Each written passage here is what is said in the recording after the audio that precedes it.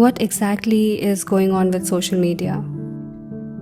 Something that started as a way to stay connected with friends has now become a place that leaves us drained, anxious, or even questioning our self-worth.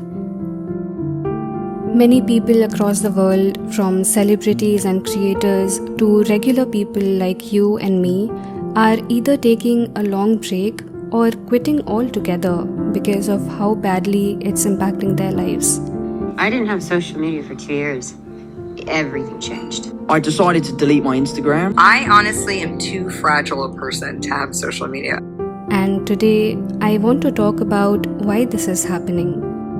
What's so disturbing about social media that's pushing people to this extent, and more importantly, what can we do to find a way to use it in a mindful way, if not for quitting completely?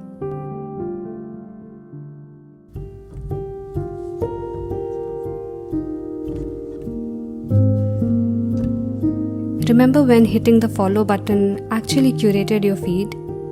Your social media timeline reflected the people and pages you chose. That changed when TikTok flipped the game. Their For You page wasn't about who you followed, but about what would keep you hooked for the longest. Infinite scroll combined with predictive algorithms boosted their engagement, and Instagram, fearing the loss of traffic, quickly followed the same model. Suddenly, we weren't in control anymore. The platforms were. They didn't care whether the content was relevant or valuable to us. They just cared about one thing: will you keep scrolling? And that's how many of us got trapped in hours of mindless consumption we didn't ask for, and addiction we can't easily break.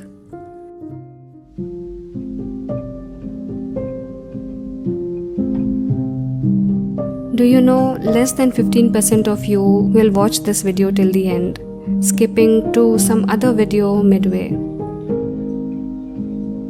With our attention spans reduced abnormally over the past decade, normal tasks like having a conversation, reading a book, watching a film, or even sitting with our own thoughts feels harder than ever. That sense of constant restlessness, it's a side effect of endless scroll culture. Scrolling for hours, getting addicted to constant dopamine hits, it's important to know what's that really doing to us. It's costing us our ability to focus, also known as brain rot. And nobody is immune to this, not you, not me. And some people who realize this are taking a step back. Yes, there are incredible creators out there making inspiring, thoughtful, and educational videos, but in the race for attention, they are getting drowned out by clickbait, fast-paced videos, and trending memes designed for instant dopamine. Our brains have been rewired to expect immediate gratification. So, when anything demands patience, slowing down, or reflection, many of us skip it.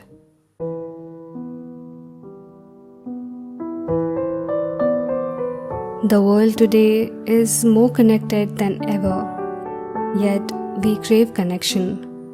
That's because social media has quietly become one of the biggest triggers for insecurity, anxiety, and loneliness.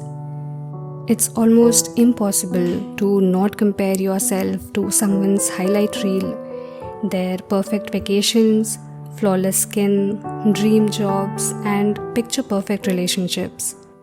We know 90% of these things on social media are exaggerated, edited, or even fake. But seeing these things still make us feel inadequate, like our life is never enough. The platforms designed to connect us often leave people feeling more alone than ever. What's worse is that social media is not even letting us connect in the real world. Kids are on their phones instead of playing outside with other kids. Couples on their phones instead of talking to each other about their day. friends on their phones instead of having a good time with each other. And sadly, this is happening everywhere.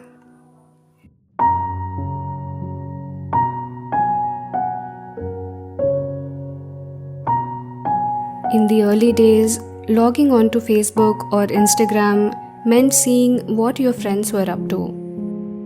Now, it's just a blur of viral trends, AI-generated clips, and random accounts you have never heard of.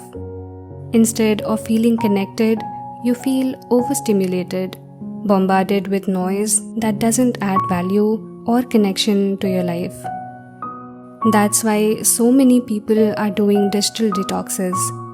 It first feels like you'll miss out, but turns out you're not really missing out on your friends anymore. It's just another viral dance trend or a meme that will be forgotten tomorrow. It's not social media anymore, it's just media. The feeds feel more like a chaotic TV channel mixed with ads than a community. And many people are realizing this isn't worth anymore.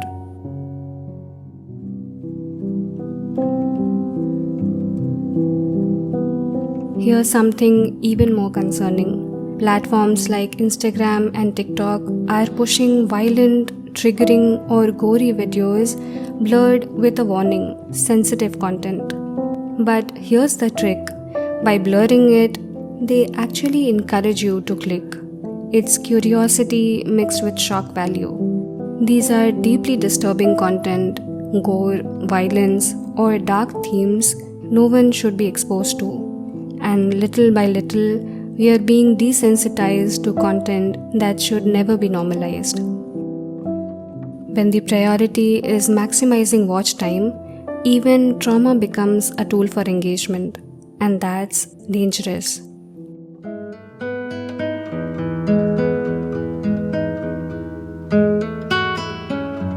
For many of us, quitting isn't realistic, and it doesn't have to be. So, the only way out of this madness is realizing what this consumption pattern is doing to us. To use technology in a way that adds value instead of continuously taking away from us, whether it's time, our dreams, energy, mental health, or real life relationships. Here are some ways I think we can do that. When the addiction is strong, setting hard limits helps. Set timers, use app limits, turn off notifications, and practice rituals like no scroll mornings. And keep your phone away from your work environment to reduce the urge to pick it up every other minute. I personally quit Instagram a long time back.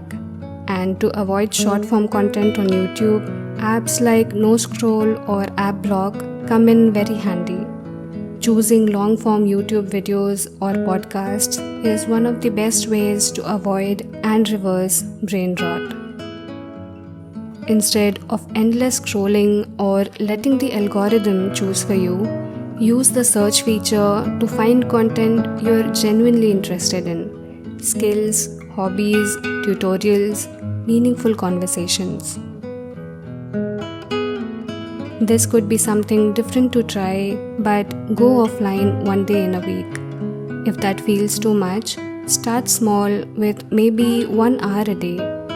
This is really valuable as reducing overstimulation can restore our lost capacity for deep focus.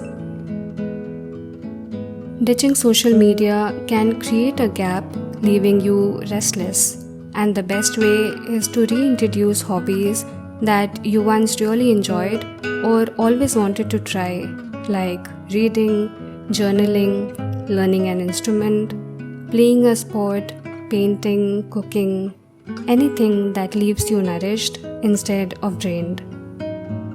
Finally, use social media for what it is, a tool. Use it to connect, learn, and create, not to escape or numb out.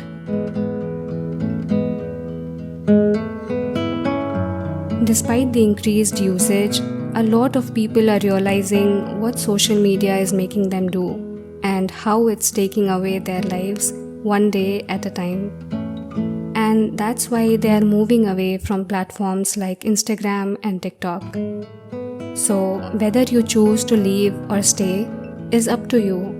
But step back and ask yourself, am I using this with intention or is it using me? Social media doesn't have to be the villain, but it shouldn't be the master of your time, your emotions, or your mind.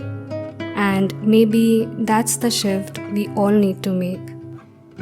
I hope this resonated with you on some level, and if it did, I'd highly appreciate it if you liked and subscribed. Thank you so much for watching, and I'll see you next time.